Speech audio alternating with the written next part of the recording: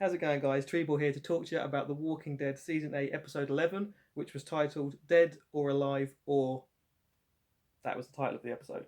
Some circumstances call for slightly different scenery today, but I'm not going to be here for very long because there's really not that much to talk about in this Walking Dead episode.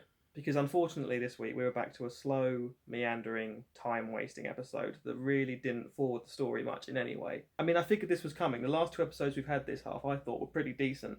So it's only a matter of time before we got back to one of these slow filler episodes, and that really is one of the greater problems of this show. But I'll address that last, because there were things in this episode I did like and I want to talk about, so I'm going to get the things that I did like out of the way first. And don't get me wrong, I'm sure there are plenty of people out there who thought the last two episodes of this half weren't that great, but for me, as far as Walking Dead goes nowadays, I thought they were pretty solid.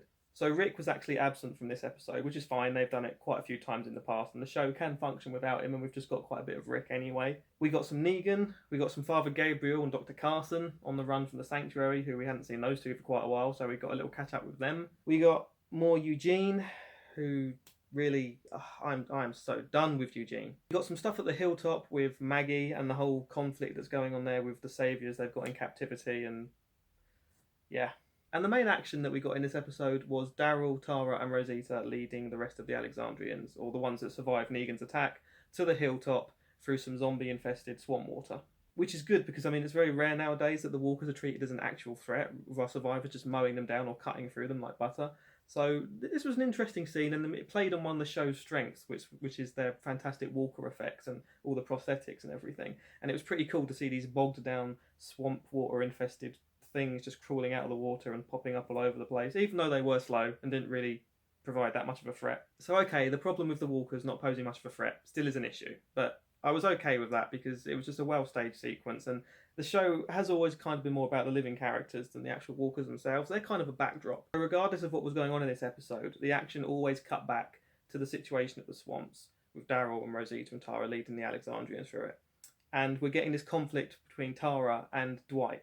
Now, don't get me wrong, I think Dwight is a piece of shit. I think he makes quite an interesting character, and we've got the gist of him now. He's left the Saviours, he hates Negan, he wants Negan dead. He's sworn to help Rick and the survivors take Negan down, even though he knows he's probably going to end up dead when he does that, because Tara, many other people want him dead. It's Tara and her hatred of Dwight that was causing the problems for me this episode. Fair enough, Dwight did try to bring things back down to earth, and he did express that he was sorry for killing Denise, and generally trying to be apologetic for being a piece of shit, even though there's no excuse for it. But he's made his peace with that. He's accepted that, and he's trying to let the others know that's how he feels. And then you have Tara hit him with this line, "No, you don't get to switch sides, and everything's okay," or something along those lines.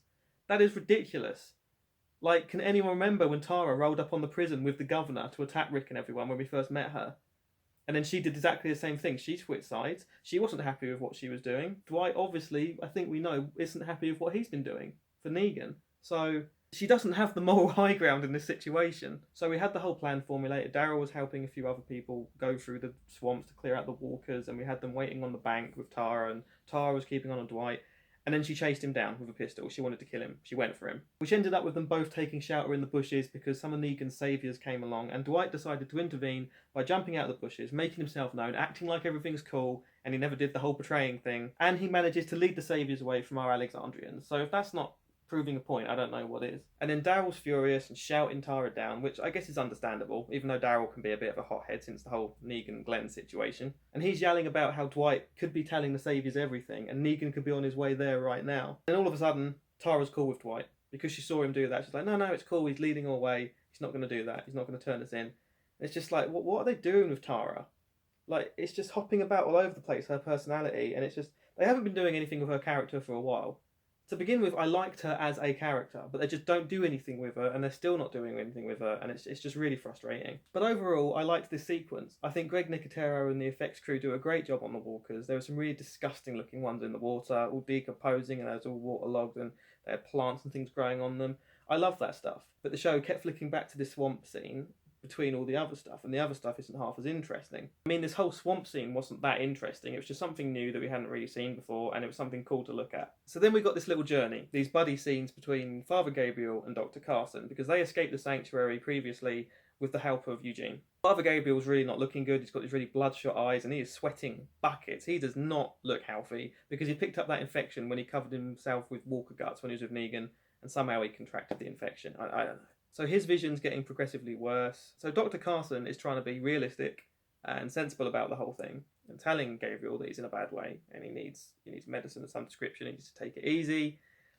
Father Gabriel keeps hitting Dr. Carson with his faith, which is fine for his character. It's always been the way since he turned himself around, talking about how God is leading them on their path and everything's going to work out, which it very rarely does in The Walking Dead. And they keep hitting these points, which Dr. Carson initially doesn't seem very positive about. And then something positive comes out of them, and you keep getting little smirks on Gabriel's face because he's saying it's all God's will and everything's working out, basically. Which I kind of liked. It started to get annoying after a little while, like Gabriel got a little bit smug about the whole thing, but I liked what was going on between these two, the dynamic, and how things were panning out. They found a cabin, which ended up being a Radio Shack. Didn't really get them anywhere, though, and they found the previous owner of the shack, but he had antibiotics on him. So then Gabriel's got antibiotics, which could very well save his life. And because of his vision, Gabriel accidentally knocks a piggy bank off the counter, and it smashes, and there's a map and car keys inside. And there's a car in the garage, so that worked out too. There was one really tense scene, I thought it was really tense, before they got the car, where Dr. Carson got his ankle caught in a bear trap, and these walkers started closing in around them, and some of the walkers got stuck in the bear traps, but it's quite painful to watch. Gabriel's rushing out the cabin looking for the gun, and you can see his feet narrowly missing or slightly treading on the bear traps, and it's kind of cringy. So that was quite exciting, that was quite tense. And then Gabriel manages to find the gun, and he manages to, by sheer faith really, because he closes his eyes, pull off a headshot and save Carson from one of these zombies. So that situation all works out too. Then they get in the car, and a bunch of Negan saviors show up. So they load Gabriel and Carson into the back of this truck, and they're obviously, it's not a good situation because they're going to go back into the hands of the saviors, back into the hands of Negan. And Carson decides to make a play, and he grabs a gun off of one of the saviors' belts, and he's shot dead.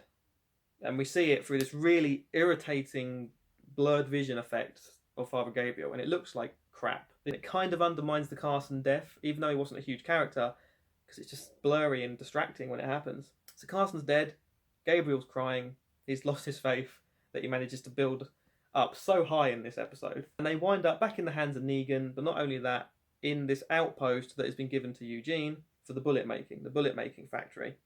So Gabriel is now there helping him make bullets. Eugene's just generally being a dick to him and everyone. I'm so fed up with Eugene. I never liked him as a character much. And then he kind of started to grow on me. And then the whole thing following Glenn and Abraham, I just don't know what they are doing with that character. He's getting to the point where I can't even see any form of redemption. He's just so far in it with the Saviors and Negan, and I guess it could be argued that he's always going to have some sort of plan, like some sort of trick up his sleeve that's going to undermine Negan's progress, but I don't know, it's just not working for me with Eugene. Then there's Maggie at the Hilltop, who I think she's still doing a pretty good job. Lauren Cohan hasn't been in the show very much, to be honest with you, since she got to the Hilltop and took on leading responsibilities.